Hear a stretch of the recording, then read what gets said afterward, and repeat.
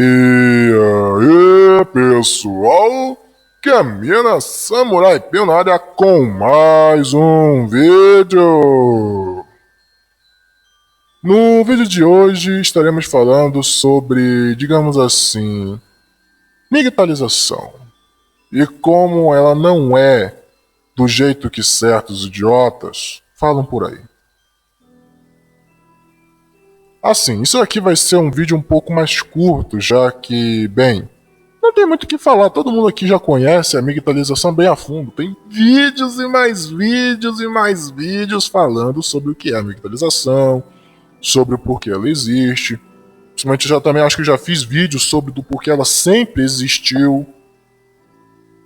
Mas uma coisa que eu vejo são os caras que sabem a verdade maior, que conhecem o conhecimento mais profundo, dizendo que, o cara tenta um relacionamento, ele não consegue, ele se enfurece, ele copa e vira MGTOW. Vocês sabem de quem é essa frase? Vocês sabem. E isso me deu um pensamento, tipo, mas cara, a maior parte dos grandes da história foram caras que abdicaram de relacionamentos. Foram caras que muitas vezes nem sequer se casaram, morreram virgens. E mesmo assim, estão aí no hall dos maiores da humanidade, enquanto os outros mais bonitos, os que tinham a genética vencedora, morreram esquecidos como qualquer outro feioso por aí. Essa é a grande questão, tipo, o que incomoda tanto? Talvez seja pelo fato de que a vida não é cartesiana, talvez seja pelo fato de que nós somos sim responsáveis por nossas escolhas, talvez pelo fato de que quem fica parado num lugar o mundo vem e pisa. Talvez. Mas uma grande questão é que assim, o cara, quando ele conhece a filosofia, diferente do que aquele outro fala, muitas vezes o cara chega com raiva aqui. Chega com raiva, tipo, os jovens chegam. Tipo, ela dizendo, a maior parte dos jovens não chega com raiva ou ódio às pandorinhas, só chega pra tentar entender a filosofia. Mentira. Mentira. O que eu não cansei de ver de cara chegando aqui na rage mais pura, não tá no gibi. Lá no Twitter, nossa! Tanto é que é isso que eles usam pra tentar criminalizar a gente. Eles pegam os caras que acabaram de chegar. Mas quando os caras chegam aqui, nossa, puta vida. Os caras chegam com raiva, sangue no olho. E aqui a gente faz todo um processo de desintoxicação da raiva, do ressentimento, do ódio. E quando o cara finalmente tem aquele estalo do despertar, o ódio some, a raiva some. O ressentimento até muitas vezes some, porque tem muitos que ainda guardam um pouco de ressentimento, e eu não culpo. Pô, viver a vida inteira sendo vendido na sua cara, sendo forçado a você por todos os cantos um modelo que era só pra te ferrar, não é à toa que às vezes os caras ficam com raiva. Tem um vídeo do Raccoon que fala sobre isso. Tipo, os rages têm culpa de estarem na rage, sendo que venderam pra eles um modelo a vida inteira e no fim provou ser uma mentira? Eles têm culpa por estarem com raiva? É natural sentir raiva. Mas aqui, quando os caras entram, eles chegam com raiva mesmo. Quem aí, já quando conheceu, não chegou com raiva aqui? Deixem aí nos comentários os seus relatos de como vocês chegaram aqui e se vocês conheceram alguém que quando veio pra cá veio com raiva mesmo. O que não faltou foi gente assim.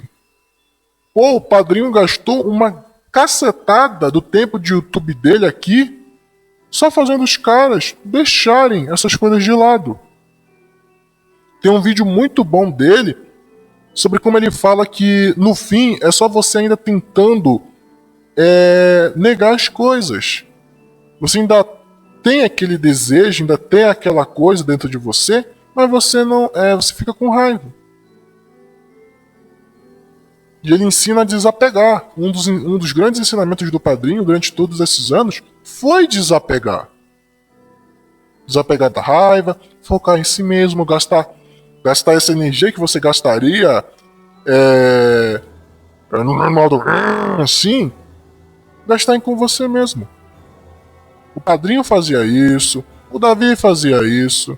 Essa história de que eles atiçam a raiva é pura balela. A gente aqui alerta e ensina os caras a seguir um caminho melhor. E é isso que também acontece na migtalização. Os caras não se tornam da sigla, porque estão com raiva, porque estão copando. Não. É porque as leis são injustas, a sociedade é injusta. Não importa se você é rico, bonito, feio. Se uma Pandorinha ficar com raiva de você e ela te fazer uma denúncia lá na polícia, você tá lascado.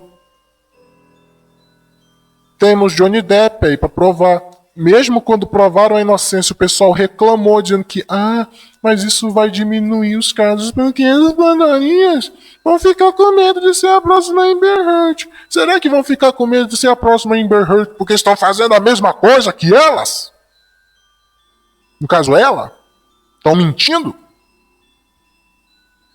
Por que será, né? Por que será? É a grande coisa. A migtalização, segundo as lendas, fazendo aspas aqui com a mão, surgiu de caras descasados. No caso, a migtalização moderna para contemporânea surgiu de caras descasados que viram que não tinha nada de bom no relacionamento. Porque assim, é uma coisa que eu tô dizendo aqui por mim, tá? Eu já ouvi falar em outros lugares, mas é estranho. Que assim, o cara normal, coisa e tal, não tinha namorada, as Pandorinhas não olhavam pra ele, coisa e tal. Lá. Aí, ele arranja uma namorada. Por alguma razão, ele arranja uma namorada. E aí, do nada, começa a brotar a Pandorinha na horta dele. O Coruja já falou sobre isso, o Raccoon já falou sobre isso. E é diversas ideias. A ideia mais aceita era de que quando um cara conseguia uma Pandorinha, era como se as outras vissem aquilo como um sinal de que ele era apto para relacionamentos, porque ele já tinha aprovação de uma anterior. E a mesma coisa vale para caras divorciados.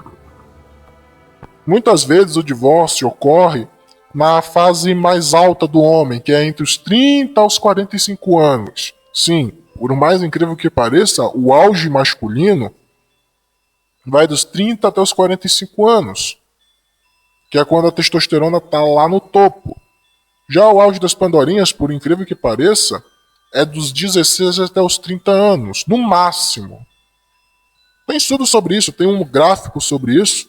Eu até peço para que vocês pesquisem sobre isso, sobre a velocidade em que ocorre o envelhecimento celular dos homens e das Pandorinhas. É muito interessante.